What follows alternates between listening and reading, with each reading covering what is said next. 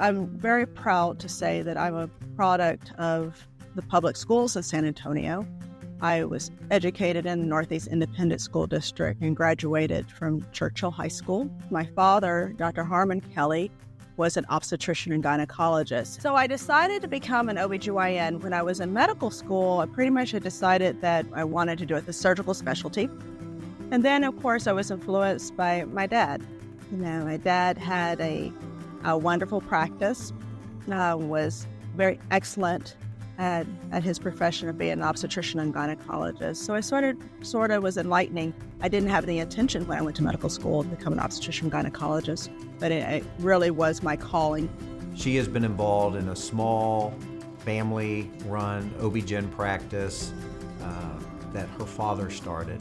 And so clearly they have been doing a great job managing this practice, and then subsequently with her father's passing, she's been the lead person of a very busy practice.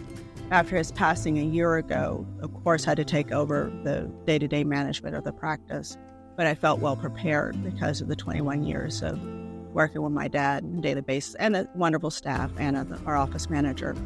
And then my mom, who for 46 years behind the scenes has been very integral in the success of the practice.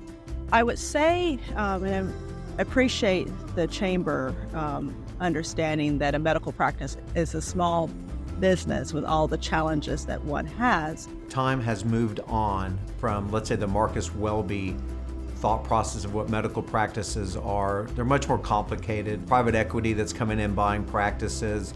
So doctors who are still owners of their own practice are truly aligned with their patients. There's no external force that's manipulating from behind.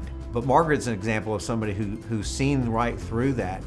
Kudos to Margaret. I mean, kudos to her strength and her vision and really sticking to her guns during a time where we see it all the time. It's expensive, the world's expensive.